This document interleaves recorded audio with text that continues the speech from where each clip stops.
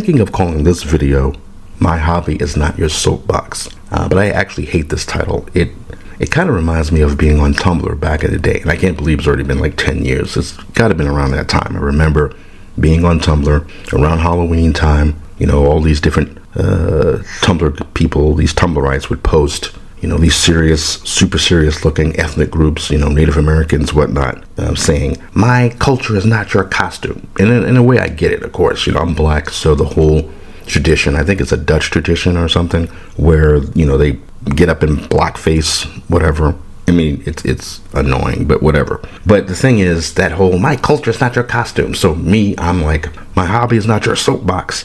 And really, though, it's not. Something that really annoys me about these anti-woke channels, or just anyone who does a response to an anti-woke video or argument, something that they always, I don't know, miss. I don't think it's just miss. I think something that they ignore or dismiss or don't even think about. And that's one of the things that I hate about SJWs anyway. You know, people like Hassan, Vash, Noah Samson. Like right now, I've been watching Think Before You Sleep and his sort of back and forth with Noah Samson, and how, you know, Noah Samson has been doing these videos where he's been going after, he went after Patience Zena when she talked about not liking race swaps. He's gone after Think Before You Sleep, because Think Before You Sleep has been against like the whole, that Dove campaign to, you know, make ugly women and disabled women, put them in video games. And there's this disconnect, though, where, you know, you could be anti-woke and you can explain why, hey, these are the reasons why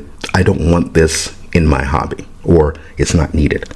Now, when I did a video about the Dove campaign, it was really about, hey, we don't owe women in gaming, men being the we, men don't owe women in gaming any kind of validation. You know, it's one thing if you're going to say, as Dove, we're going to create video games specifically for female interests. That's one thing, but that's not what they're saying. They're saying that your game that you like as a man, as a male, that has, well, not in America or not in Western games these days, but, you know, basically they're talking about women being overly sexualized in video games. They're not in the West, but they're basically saying women don't feel good about themselves because men play games with sexy women in it. And we're going to change that by putting fat, disabled, and ugly women in video games that we want men to play. That, you know, basically we want to take Lara Croft and make her ugly. We don't want to make a video game starring a new ugly character that supposedly women who feel underrepresented in video games would want to play. No, we want to take the things you like, God of War, and we want to make a bunch of ugly women in God of War.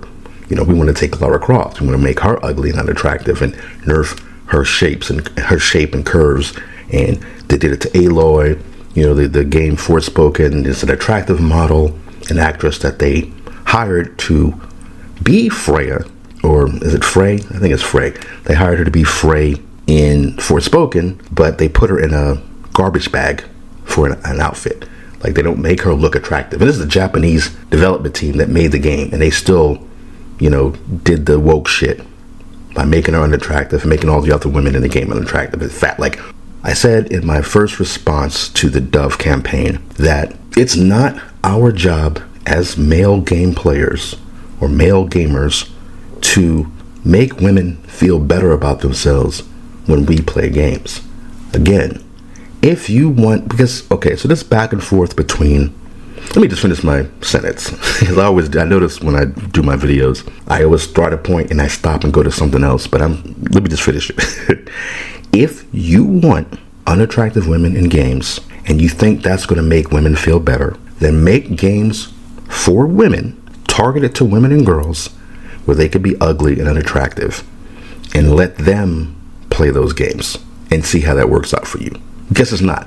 Women, girls, they don't want to play games with ugly, unattractive women in it. Now, there could be good games that have, you know, penguins as the main character in it, and people are just going to enjoy it if it's well made. Fine. But what's happening is you're taking these AAA, big budget games that used to have attractive, sexy, sexualized women in it, and you're going after that and saying that because women feel underrepresented and it's affecting their self-esteem, to have these characters in these games. But these games are made for men. Just because if a woman or a girl plays those games, it's not because it was marketed to her. It's because it's gotten popular. And so these women and girls start playing the games too. So it's this weird thing. I was talking about this before, but it's this weird thing where they do the sleight of hand, where they say the reason why we need to stop having sexualized women in games is because it's hurting women's self-esteem and it's unrealistic beauty standards. But these games are directed at men and boys, and yeah, it's part of a fantasy. It's not even about it being an impossible beauty standard. It's about what men and boys find attractive. When I say boys, I mean teenagers. I'm just saying men. But if we find these women attractive and we like it, and if it's done for us to find appealing so that we can buy the game, play the game, whatever, the problem isn't about, or you shouldn't make this a problem for women and their self-esteem. For number one, since the people who are arguing and pushing for this representation of women in games are feminists, they're not, again, making or pushing for more games made for women.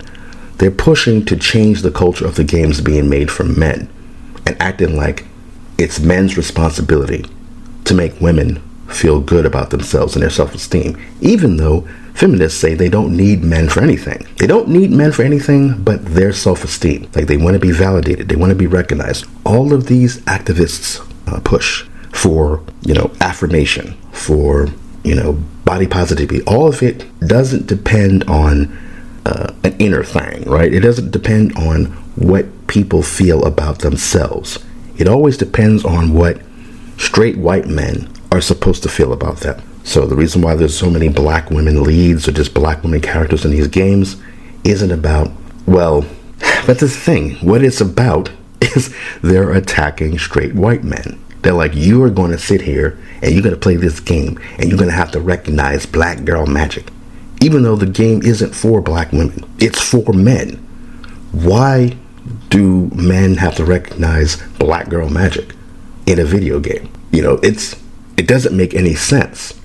But if you're anti-woke, woke defenders, people like Noah Samson or Hassan or whatever, they'll attack you and get mad at you for saying, what does this have to do with my hobby, my entertainment? And that's the thing that keeps seeming to be like no one talks about. These are male hobbies and male entertainment. If you want to use the medium of video games to make girls and women feel better about themselves, fine, use the tools. There's so much technology out there, do it. But they don't want to do it and make it like Barbie is for girls. Fine. They don't do that though. They go, Lara Croft is a female character and the camera is designed for you to focus on her butt in the old games. That's bad. It makes women and girls feel bad. So you need to change that. But it's like, no, this is my hobby. If you have these issues about, again, empowering girls and stuff, fine, do it. But don't use my game. This is why I'm anti-woke. This is what anti-woke people are saying, for the most part. I don't want to keep making these caveats, but I'm sure that there are racists and sexists and all the ists and phobes in this, in geek communities. I'm absolutely 100% sure and positive and certain of it. But that isn't the problem of these woke people. Like, it's the SJWs. It's not their problem to deal with, because if you're playing a game, you're playing, Horizon Zero Dawn or Horizon Forbidden West. What you think about Aloy or black people or whatever, that has nothing to do with anybody else. You're just playing a game. But my thing is, I don't want to play an Aloy who's been obviously nerfed from the first game, just so that ostensibly you're going to make real women feel better about themselves. Or you're going to make trans people, like the whole thing about The Last of Us Part 2, and they come out saying that they made the game to be trans friendly. Like, what the fuck does that mean? It means we wanted trans people not to feel bad about the fact that they don't actually look like women, So somehow that issue is going to be addressed in this huge multi-million-dollar game. Like, I think it's like $300 million or something that The Last of Us Part 2 cost to make. And they're sitting there talking about when we wanted to make it trans friendly. There's like 3 trans people in the world. But the focus of the game is about, or a lot of the focus of the game is about feminists and trans people and defeat the male gaze. All the stuff that isn't the concerns, of course, of the actual people playing the game. Like, you're taking hobbies predominantly straight males play, and what you're essentially doing is you're lecturing that audience. The comic books have been destroyed by this. Games, especially Western games, are going to, over the years, they're going to get worse and worse if nobody takes a step back and go, wait a minute, this game is for men, so the female character should be appealing. This thing about women not feeling represented in video games doesn't really make any sense when they're playing a game that should be mainly appealing to men. Like, if women like it, they're going to like the sexy and attractive characters. They're not going to be put off by this. Like, why do we care about blue-haired weirdos who are insulted by skinny, shapely women? Does this make sense? Like, we're losing money because we're appealing to the smallest demographic of people in the world, and we're appealing to people who don't actually play games. Like, again, Think Before You Sleep, he's this back and forth with Noah Sampson, and he was talking about, how Anita Sarkeesian literally said, she said she wasn't into video games, she didn't like video games, and she found them too violent. So, okay, you don't even care about this. You don't want to play. It's not even designed to appeal to you. But you want your concerns and your anxieties and your issues with, beauty standards and all this shit shoved down the throats of male players. And that's not their concern. Like, my thing is, again, feminists don't even respect the thoughts and opinions of men. They straight up say we don't meet men for anything. If somebody like Shoeinghead makes a video saying, hey, there's a loneliness epidemic with men, she gets attacked for it. We are all supposed to just shut up and accept the fact that they're pushing this agenda that they have down our throats when we're trying to have a hobby to get away from bullshit in the real world. And that's the weird thing. These smug people like Noah Sampson do this thing where it's a nonsense ideology to be against woke shit.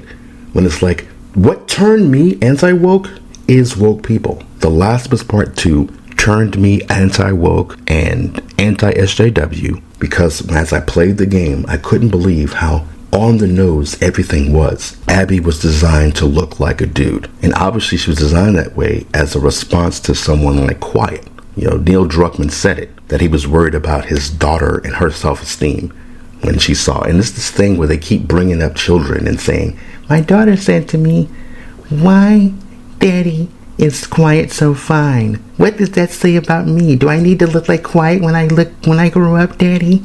Or, the person who was with Battlefield, and he's like, why aren't there girl soldiers in this game, Daddy? And instead of just saying, hey, kid, this was World War II, right?